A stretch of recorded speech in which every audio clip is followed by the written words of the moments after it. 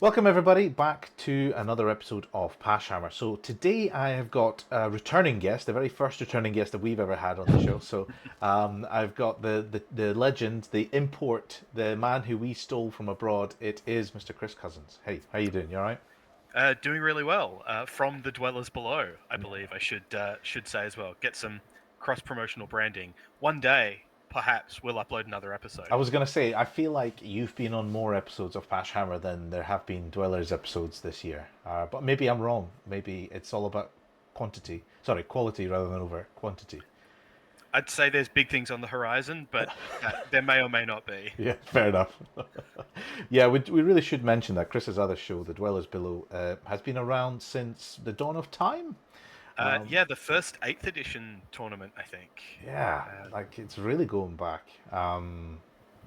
It's really going back a long time, but so much so that half of you have moved to other countries and gone to different places. So yeah, it's a lot more difficult to coordinate people across very different time zones rather than just getting everyone to turn up at someone's house to drink beer. yeah, that's fair. Okay, okay. Well, we're not actually here to talk about Dwellers Below, believe it or not. Not Oh, specifically. okay. See ya, Sorry. see ya. We are here because you and I ran a tournament, which is sort of to do with Australia in a way. It was the first Aussie Rules comp event. And the event was called Dragon's Grudge. It was held in Scotland, in Dunfermline. And it was a one-day event, 3 games. We did a video about Aussie rules and how it all sort of works and all the details. So we'll not go specifically around that. This is more a review of the actual event. Now that we've played with it, now that people have actually seen it and they've had a chance to play around with it. It'd be really good to have a little review and just to let people know where we're going from here. So overall, we had 20 people, didn't we? We had 20, which is pretty much, I think, plus the Sold tape. out, really. It is sold out. We couldn't really fit any more into that small hall. So I think this has proven that we can probably take this up a notch the next time we do it. But one small steps at a time. So 20 people signed up, 20 people turned up, and we had a really good variety of armies. I thought it was just like walking around the room. What was your first impressions when you saw it? So the armies looked a lot bigger, I think, than usual.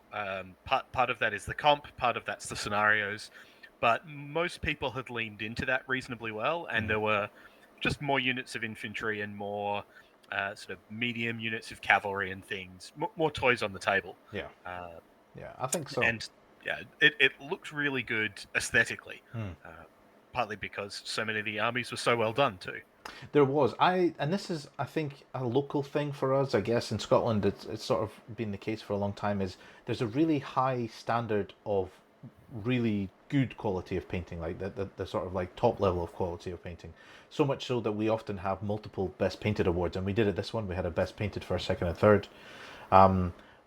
But there was also, I think, some armies that weren't quite finished. You got the impression that it's been a year and a bit since the games come out. We've asked people to do something slightly different, so their normal 2,000 point build wouldn't usually fit into our the Aussie rules comp.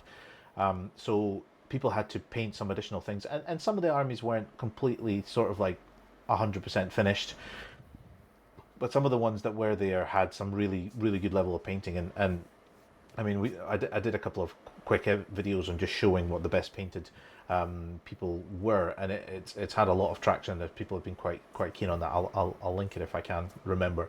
But the painting was good. Like you say, people seem to have a lot bigger armies, a lot more on the table. And I think, yeah, part of that is the scenarios. The scenarios that we had, we played the Forbidden Shores. Is it Forbidden Shores? Upon shrouded shores. Upon Shrouded Shores, that's it. We played that scenario twice for the first and the second round, swapping the attackers and the defenders, so everybody got a fair shout. And then for the third scenario, we had the three objectives, the same objectives that we used in the first two, across the middle of the table, so they were sort of on par or similar weight.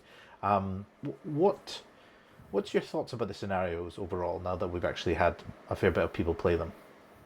I really like them. I particularly like them adding victory points into the game so that you can calculate just one set of scores. Hmm. And it seemed to work really nicely with the comp that we had, which was already disincentivizing people from taking characters and big monsters as Yeah. often, which meant that then people were spending a lot more points on just normal core units Mm. to capture objectives. And the even for armies that don't have very effective core units, they can Mhm. actually do something when there's objectives for them to stand on. Exactly. So from my perspective, that all seemed really successful. Mhm. Um, I think this specific scenario upon Shrouded Shores is maybe not super evenly balanced to just use as a one-off. Yeah. So I like that we played it back a second time. Yeah. Um, and I don't think we necessarily need to stick to that as well. Mm. Putting those objectives or objectives that work that way into other deployment maps or other scenarios, Yeah. I, I think works really nicely. And it seemed like, apart from a bit of extra bookkeeping, Yeah. it seemed like people were enjoying that aspect of the game as well. Yeah, I agree. I mean, we should really let everybody know we've had some feedback from the players. I mean, about half of the players gave us some fairly detailed feedback, and one of the things that was mentioned is scenarios good. People like scenarios. Victory point addition is good. They liked being able to capture objectives. They liked that. The specific scenario upon Shrouded Shores was maybe not, like you say, perfect. It needs a few tweaks. I think the elements of a good scenario or a good way to play the game is there. It just needs to be sort of changed up. I think, yeah, maybe going forward, we probably need to have a look at maybe using some of those elements and then just sort of creating custom scenarios or slightly tweaked scenarios or bits and pieces. I think, yeah, there's definitely something there that can improve the game in a good way. Yeah, I think some elements from the scenario itself, like one person deploying their whole army first Mm. and also knowing exactly who's getting first turn, those are not as I find those a little bit less enticing for gameplay. Yeah, If you have a vanguarding unit of Pegasus Knights yeah, and you know you're going first, yeah, that changes the dynamic of the game quite a bit. yeah, If you've got an army with lots of deployments, you lose sort of some of the advantage of that, yeah, because one person just puts their whole army down. exactly. Yeah, So yeah, I you mitigate for that a bit by playing it twice and making sure everyone plays both sides of the scenario. yeah. But it might be better to look at more normal scenarios and then adding the objectives onto that. Mm. That's at least something I'd like to take a look at going forward. Yeah, I think so. That's definitely been the sort of the feedback with people is it changes the whole deployment game quite a bit, and not always in a positive manner. I guess in a way, we as gamers like a little element of chance, don't we? You don't want to know that yes, player A will definitely get first turn. You want to be like, okay, well, maybe they get a +1 or something, or they get a +2, but you want to have an element of luck there. It also takes away a layer of interaction when you're alternating deployments. You Yeah, can try and out deploy your opponent in a way that yeah. you don't get to uh, so much when one person goes than the other. Yeah, yeah, I think so. And one of the other bits of feedback that we got from it was, and it's probably something that we didn't really quite realize initially, is just how much victory points you can get from the game. Because essentially you can get there's 200 points on the table per player turn. So if both players have had their first turn, that's 400 points that you could have gained. Okay, fine. Most of the time that means 100, 200 for one player and 200 for another player. But as that game shifts, you can take larger chunks of that. So, 400 points per turn times 6 turns, 2,400 points is on the table. Yeah. Hmm. So 2,400 victory points is on the table. That's basically like a third army. That's there, and it's yeah, it could have a fairly big swing, and I think it did have a fairly big swing on some of the games as people maybe didn't get a huge result in terms of victory points differential of the stuff that they killed, but then you add the objectives and then suddenly it really swings the matchups, which I guess is the Yeah, point. I quite like having the amount of victory points available. You could definitely just reduce the number of points each objective is worth Hmm. if you wanted to scale down Yeah. the effect that has on the overall outcome.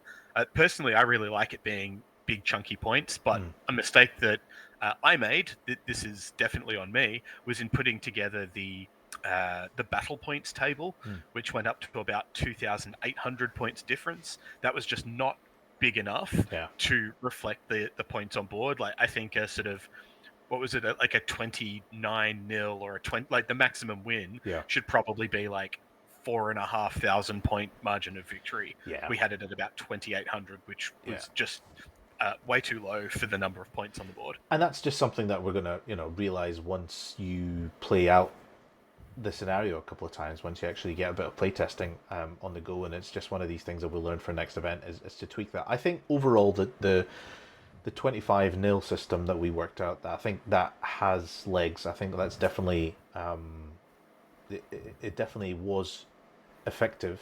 But I do, yeah, I think we need to change the brackets, especially when you've got victory points from objectives to consider as well, because you want to have a bit more of scaling Yeah, when it comes to those. So, but that's just one of these things. It's a learning point that we had. yeah. One of the effects of that mistake was that we had a lot more maximum wins Yeah. across the tournament than than I would have liked.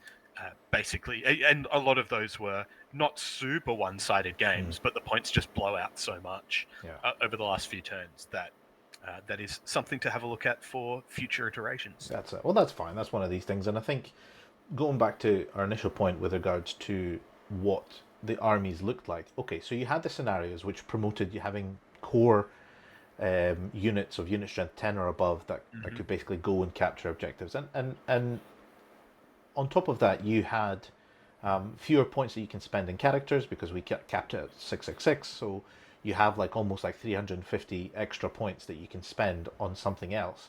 Now, the rares, we had no duplicate rares under this comp. So basically, most of the time people would be like, what's the most efficient way that I can spend all my points? I'm going to get 1,000 points of characters. Oh, I can only spend 666. Okay, what's the next most efficient way I can spend those extra points? I'll go and pick something good and rare.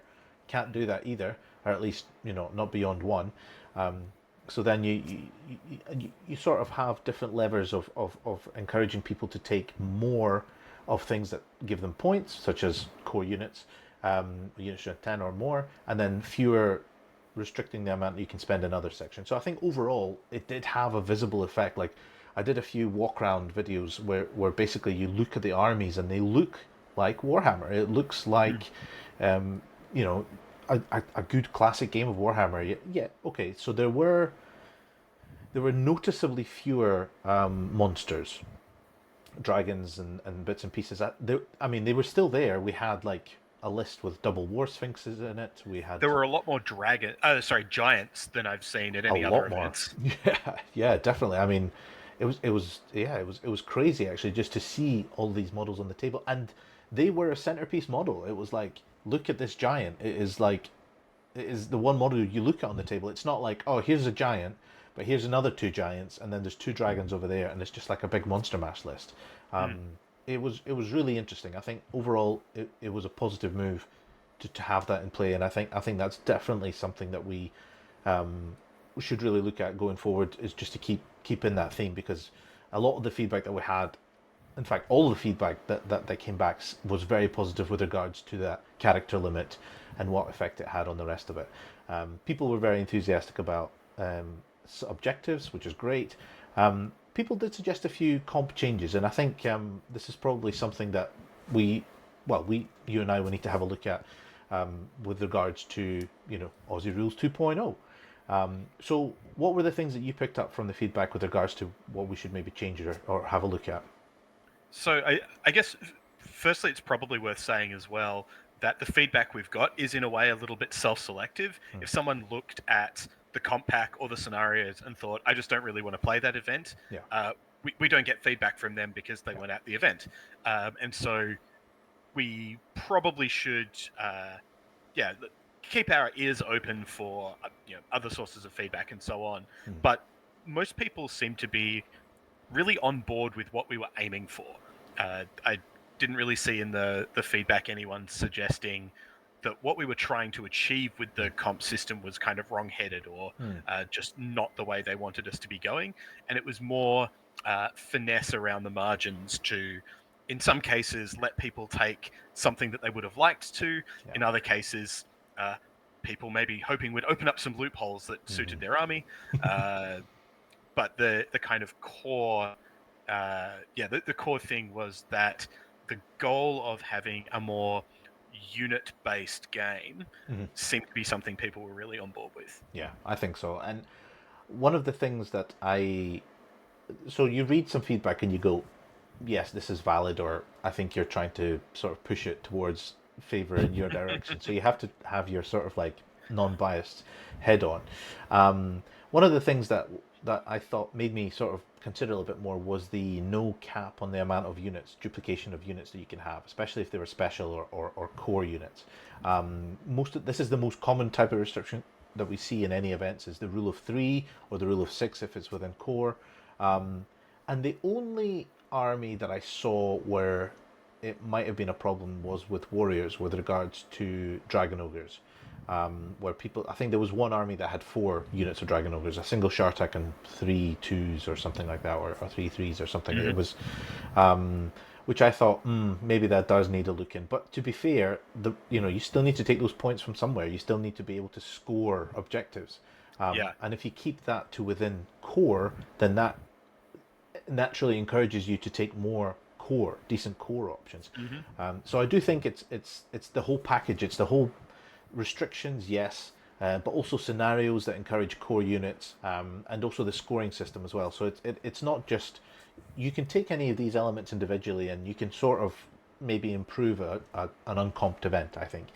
But I think overall there are all of the elements added up together makes for a really good package, and I think this is one of the things we were discussing previously is that our plan going forward will be to create a 2.0 template for events, so that way that hopefully people can take the elements that they like off, tweak any little bits that they think need to be improved or for their local scene or whichever, and go forward. And like ideally in my head what we would have is we would have our next version of the document where people can look at it, take it, and then just basically copy and paste and create their own event. I think that would be ideal, and then hopefully then we would get more feedback from other people, and like you say, more than just essentially all our mates and our local scene. So I think that's something that's positive. Yeah, I definitely think that looking at any army in isolation needs a lot of context. So, there was an army with a lot of dragon ogres. Yeah. It didn't destroy the event. For all of the caterwauling about people taking, 14 dragon ogres or 20 individual gyrocopters when the game came out. This is now the second event that I've been involved in running. Neither had any restrictions on spamming units, and that one person took one more dragon ogre than they might have Yeah. the rest of the time. What that suggests is that either people are just restraining themselves, or that it's not actually something that we need to improve the game. The problems in the game don't tend to be lots of individual small and medium models running around. Yeah, yeah. And the other thing is it's okay. We our sample size is small overall. Yeah. We have one day event, 3 games, 20 players. It's not a huge source of information. It's the only source of real world feedback that we have so far, but it's not a massive one. So I guess the next step would be to take this to a second version and then maybe to have it at a larger event. Ideally, events other people will take up as well in other countries, and then they'll give us some feedback and see what the sort of things. For me, my sort of vision for Aussie Comp would be for it to be one of the sort of major comp systems that people use at events.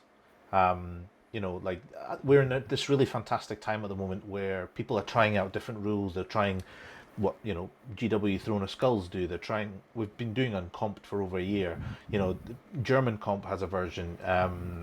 SBot do their own thing. There's all these various different sort of restrictions and no restrictions and bits and pieces, which is great. That's like just a really good experimental phase.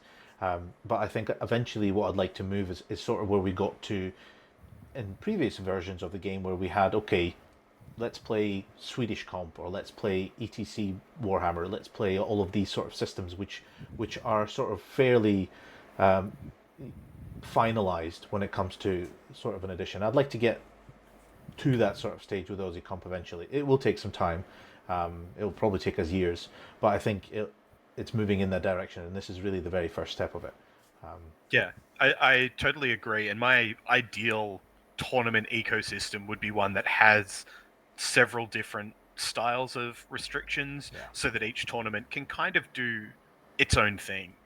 My favorite of the old comp systems was the Swedish system, yeah, and the main reason I liked it so much is because it was really modular. It was set up in such a way that each tournament could take that framework and kind of draw the line in a different place, and you'd yeah, get very different play experiences or very different kinds of armies that you would take to different events, even though the same comp pack essentially was in place. yeah. And maybe if we do something with Aussie comp that's going to be modular, Mm, something where people can just kind of add things in or take things out to taste, yeah. then that will make it easy for people to just pick up and use, but also not be sort of constricting or something that is going to lead to every tournament being exactly the same approach. That's the worst scenario, I think, is if every event you go to is the same and the only thing that changes is a location.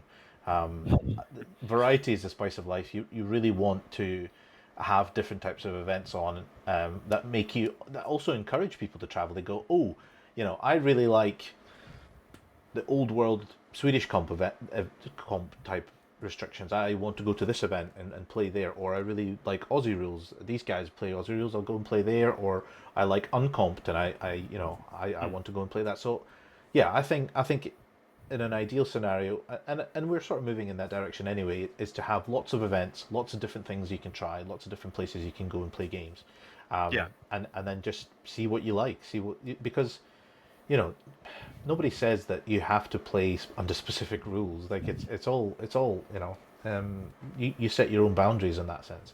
So I think definitely something that we will move towards, and hopefully we'll get to there soon. yeah. I'd And like that. and the other thing is for tournament degenerates like us who will play any and every event we can get to, Yeah, that having more compacts and more different frameworks to work within means more time to spend list writing, yeah. agonizing over choices, Arguing and online about why it's exactly. good, why it's bad, why everything. Yeah, there's nothing more that we like than just content, isn't it? Yeah, I would fall out of love with the game much more quickly if I was just playing exactly the same list Yeah, forever, yeah, and yeah, playing uncomped for another 3 or 4 years would probably start to trend in that direction. At least playing competitively, yes, or yeah. trying to win events where there's a lot of people also trying to win it. Uh, Exactly. Yeah. And this is the thing, you don't want things to get stale, you don't want things to get predictable, you don't want people to be like, "Oh, you know, you have Army A, I have Army B. Well, Army B wins against Army A, so it's a done like it's we almost don't need to play the game." Like you don't want to get to that stage. Yeah, or well, what are you playing? Bretonian Exiles. Oh, Mm. okay, I already know your list before we've even Yeah, got any further than that, exactly. which is also, and that can also be somewhere you end up with if, even if there is a comp system, but if all events are using the same one, Yeah. we end up in that same spot again.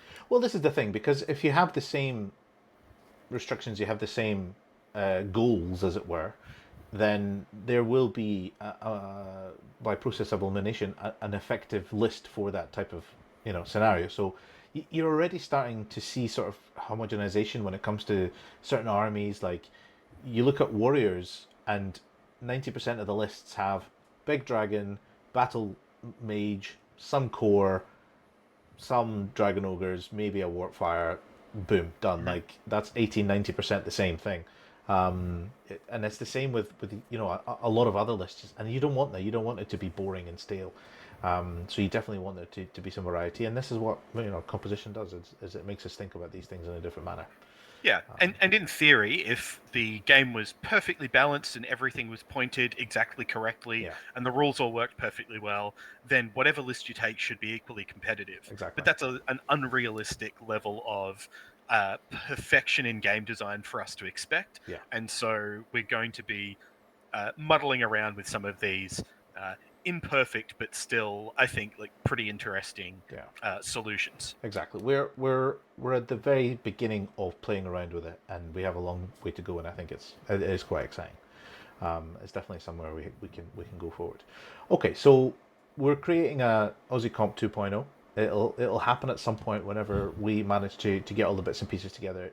We'll do an episode on that as well, and we'll discuss bits and pieces. Um, what what's future got in store? What's future got in store for you? What's on your plate at the moment?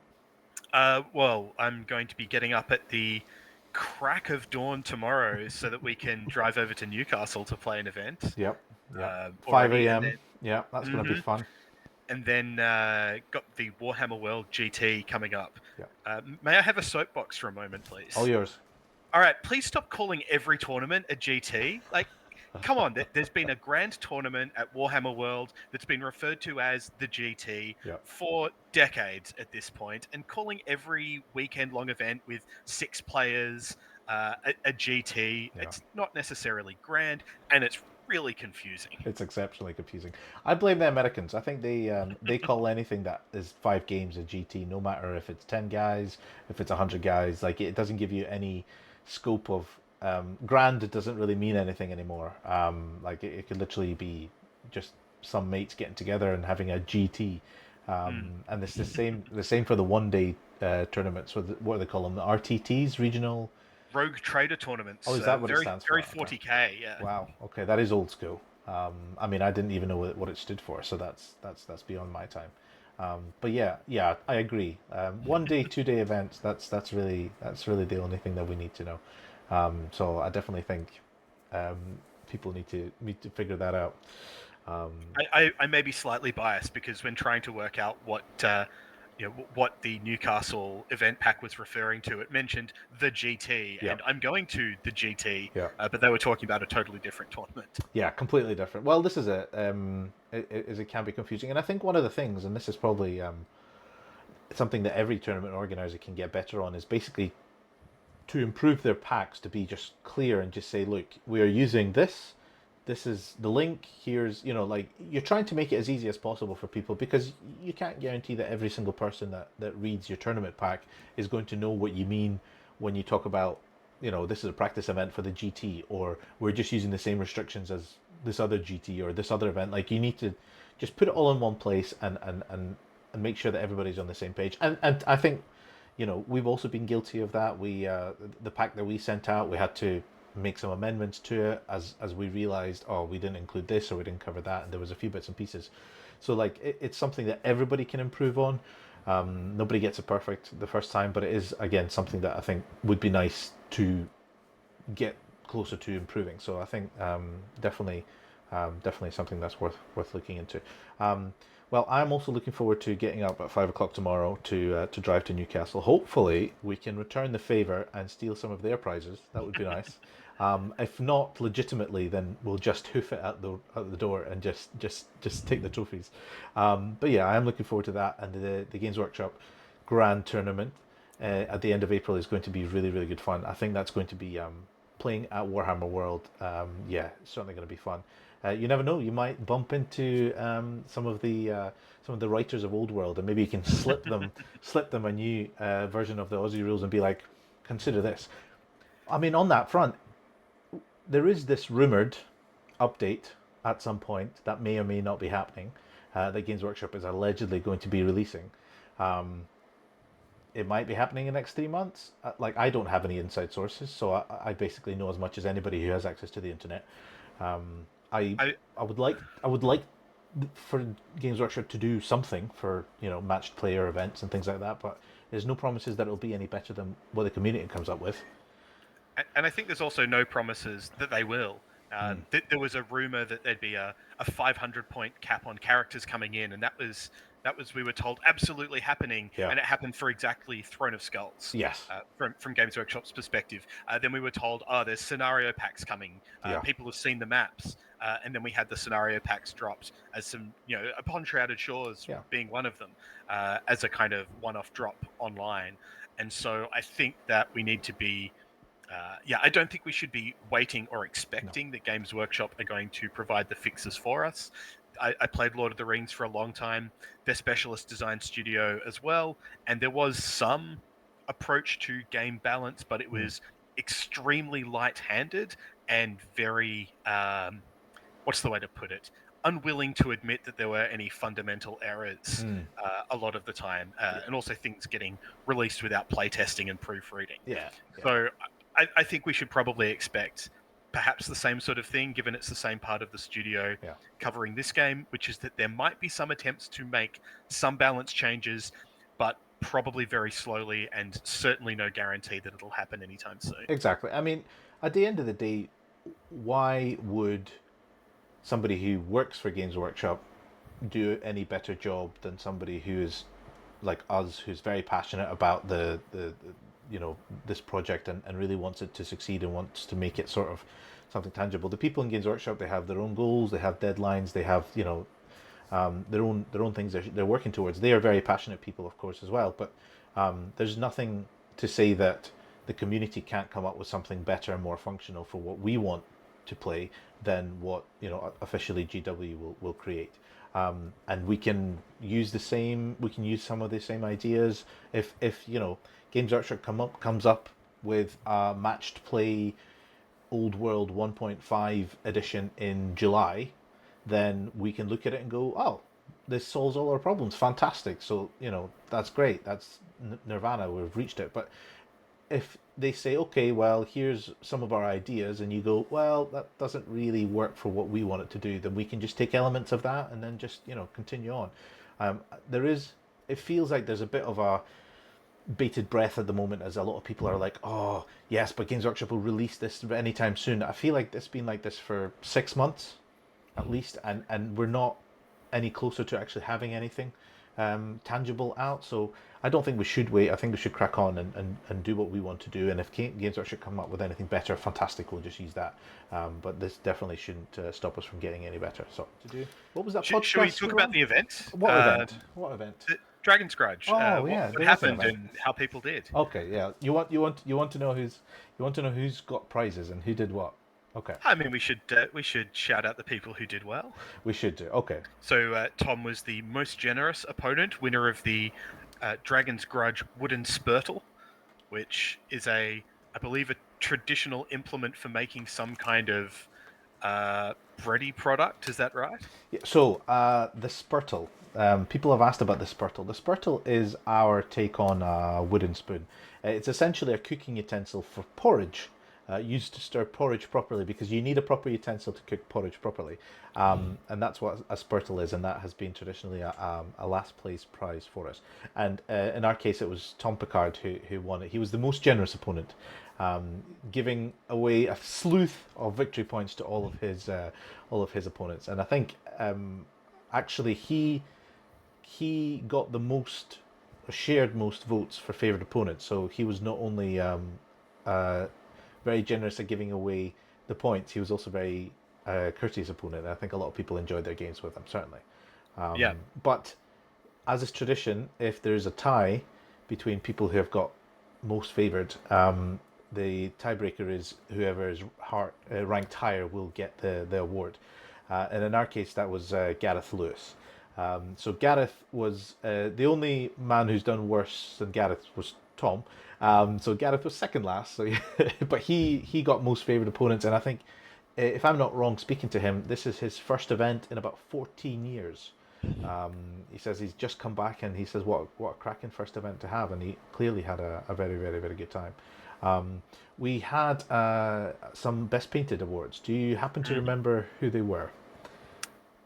Yes, I do. Okay, go for it. So we had in third place was Matt Wood's Ogres, which were a really cool army with lots of nice weathering effects. Yeah, they did really well. He did really well at Green Hollow as well, didn't he? Or at least he got notably mentioned. Yeah, I think might have been second for painting there, perhaps. Yeah. Also did quite well at the event. Came fifth with Ogres, which is Very impressive. probably more impressive than winning with most other armies. Yeah, I think so. It's almost like the comp pack makes weaker armies better, maybe.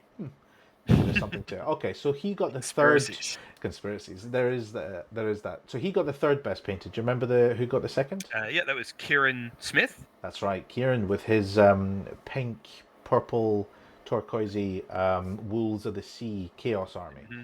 Um, Yeah, did really, really well. Very, very nicely painted army. We actually thought it was all contrasts, which turned out not to be the case. He actually did all the highlighting and inking and all the other bits and pieces himself. So that was very impressive. yeah, it's exactly the aesthetic that I really love. Mm. It's bright and in your face, but also really like clean and sort of traditional in its look. Yeah. So it hits me right in the nostalgia. Well, that's the other thing is it had quite a number of old school models. It had the chariots that were quite retro. So I think people were taken by that, and I think yeah, it was certainly eye catching. It's doing really well on my views on shorts at the moment. It is one of the more viewed ones. So I think he was definitely in run for contention. Um, Well, Kieran also has like done a very different list for every event as oh well. wow. Like he's played dragons, he's played manticores.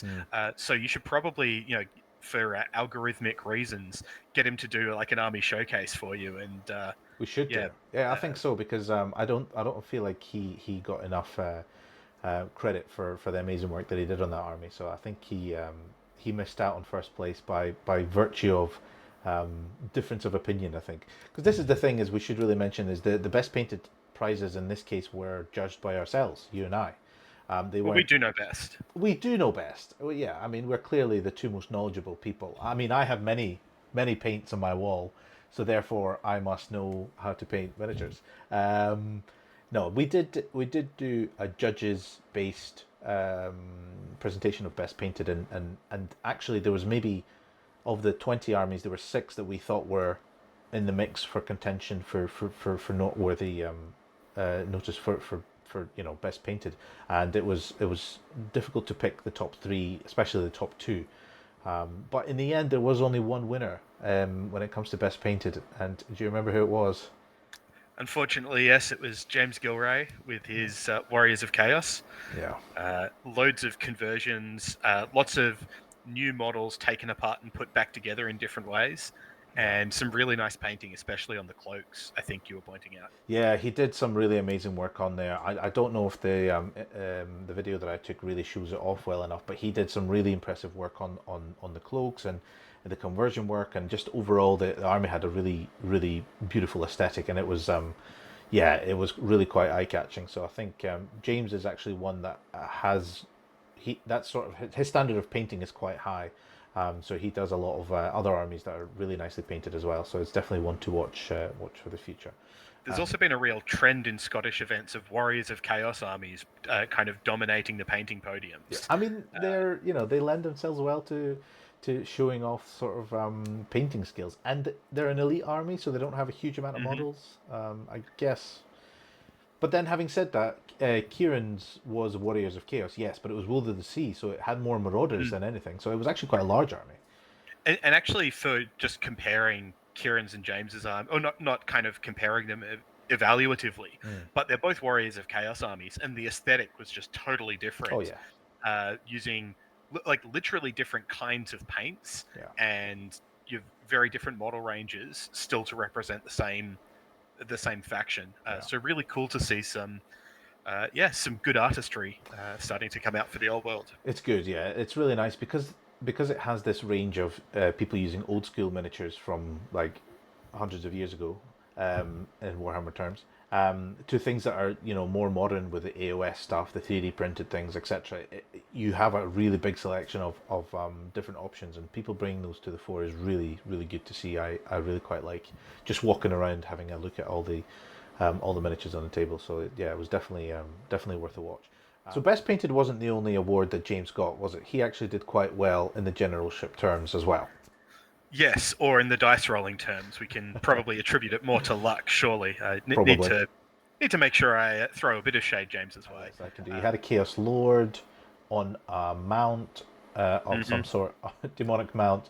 He had another level. He had a level 4 in Chaos Steed, 9 knights, 15 Chaos Warriors, mhm. actual foot warriors in a warrior's army. So there you go. Came third.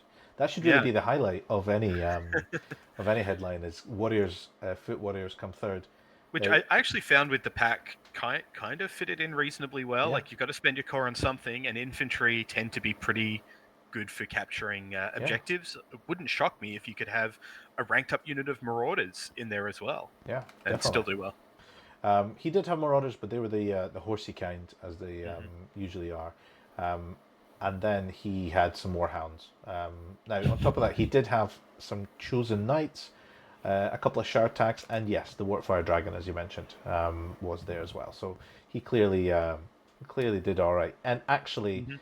credit where credit is due, he did get two out of the three possible favorite opponent votes as well. So not only is he good at painting, good at playing, and apparently people enjoy playing him, he almost got the triple award, didn't he? That That would would have have, been embarrassing. yeah, embarrassing for the other 19 players who Yeah. failed to stop him. Uh, It should really be mentioned, actually, which I think was great, was more than half of the people attending got a favorite opponent vote, which sort of shows you the type of general community that we have here. And it's, we can't claim all the credit for all of these guys being local because we did have a couple of Newcastle lads come up. So even they got favourite opponent votes, believe it or not. So it was definitely a sort of a feel that we had at the event that people really enjoyed it, and that sort of shows, I think, overall. Nobody stormed out, nobody cried, so I guess that's a good thing. Okay, so James came third. Second place, we have an elf domination in the top two spots. Do you remember who came second? Aidan Higgins with some wood elves. That it was, yeah, that's right. Aidan very Yeah. kindly took some wood elves, which they're not meta now. People think they're crap, right? Because they don't have their arcane journal. But little do they know they were actually pretty good. Turns out poison shooting was the secret all along, not the pillar spam. Yeah, definitely. And they had a plenty of that. He had Shadow Dancer as his general. No, it's not. Is it a general? No, it wasn't a general. No, so he had a Shadow Dancer. He had two level fours, one on a Warhawk, very exciting. Hmm. Deepwood Scouts, Glade Guard, Glade Riders, lots and lots of poison, War Dancers, Warhawk Riders, and Wild Riders, and a Great Eagle and a Treeman. That seems like a pretty cool sort of funky list. Like that to me speaks like somebody who built it for the event, really, and it's not just a cookie card list. Yeah, and also not too like you could do much more skewed things under the pack that we have as well. That Yeah, just looks like a wood elf list from like seventh edition, to be yeah, honest. yeah, and it's great. It's great to see like lots of different elements. You've got lots of things that It's not just spamming the good stuff times as many as you can take it. It's actually using the different elements of the pack, of your army to be able to achieve well. So yeah, Aiden did really really well. He came in second place, just behind, some points behind perhaps, but well ahead of him was in first place Charlie Hanley. Charlie with High Elves, and Charlie did really well. He took out the Green Hollow event that we had a couple of months ago, which you also ran. He took out this event. I'm almost suspicious that any event that you're involved in, he wins. I don't know how much he paid you to do that, but it's certainly been well worth it in his books, I would say. It's possible he's also just played quite well. Nah, No, nobody plays High Elves well. They're crap. They're crap. They're definitely not an amazing top tier army. No, no. Charlie did really well. He does a lot of prep for events, and hopefully soon we'll have a little episode about how he did well with his High Elves on this event. But just to summarize his army, he had two level fours. He on foot. He had a handmaiden who was the general. He had a noble, BSB. All of that goes into a big unit of sisters. So it's a big sister star type list. 26 sisters. He had 15 archers as well as 8 reavers in his core. So quite a lot of core actually for High Elves. That's over 800 points in core. And then he had a big chunky unit of dragon princes, 9 dragon princes, and 6 sword masters as well. So again, no dragon, no big gribblies at all. So it was fairly it's fairly different, I think, when it comes to these sort of net build lists that you see. And speaking to him, he did. he just played it really well, which is basically how you win an event. He did his prep. He played it really well.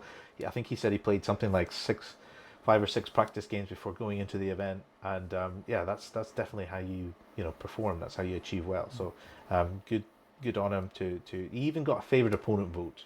It might have been his own. We don't know. He might have voted for himself, but that would have been funny if somebody got 4 votes out of 3 possible. Then we'd have definitely seen some sort of cheating. But that wasn't the case here. So that is it. That is the winners and the riders of Dragon's Grudge, the world's first Aussie comp event. I think overall it it went well as our first event. I definitely think people enjoyed it. There's room for improvement. There's things that we'll take forward to create a better gaming environment for everybody. Overall, I think it was pretty decent. We could probably relax for a little bit and rest on our laurels for a day or two before diving into the next bit of work that we need to do. I mean, I'm just looking forward to actually playing an event again. It's yeah, been quite some months since I last played one. Maybe not even this year now that I think about it. Yeah, good point. We're now a third of the way through the year, and you haven't played in an event. You've attended several, but it's always been to actually host rather than be hosted. Yeah, So it'll be time nice. for some other people to take up some of that slack. Yeah, I think so, definitely. But no, I think for myself, a big thank you very much to you. It's been an absolute pleasure. This is probably the most fun I've had hosting an event.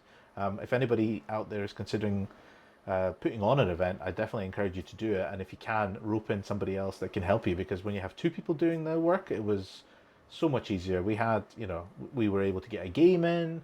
We had time on our hands. Could do some videos. Can do some chats with players. It was just such a really great time. It basically felt like being out with your mates, just throwing some dice and having a great time. So yeah, definitely encourage it. And if you can, rope in Chris to do all the hard work. That's how.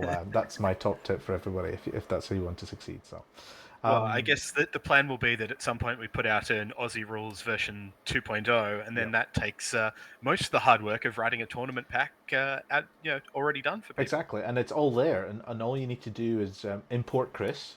He will come and do all the hard work, and I mean take a fairly large commission check. But I think other than that, I think that'll be quite manageable.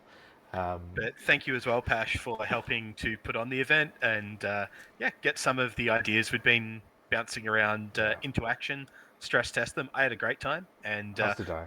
would similarly recommend to people having a co-TO so that you have Yes. someone to blame and someone whose hard work you can take credit for, like I fully intend 100%. to do. Definitely. No, definitely. So, okay, thank you very much. Is there any other shout outs you want to do before we sign off? Yeah, the Dwellers Below. Next episode coming uh, this year or next. This year, maybe in the next decade, there will definitely be maybe an episode Yeah, at for some 10th point. edition. 10th edition, yeah, I can't wait for that. That should be good. Okay, thank you very much, Chris. Very much a pleasure for having you on. And thank you to everybody else who watched the video. If this is something that's worth watching, please smash that like button, share it, throw some comments on down below. We do appreciate it. I read them all, I answer them. I actually quite find it quite interesting to see what people have to say. And we will see you all on another episode of Pass Hammer. Thank you very much. Bye bye.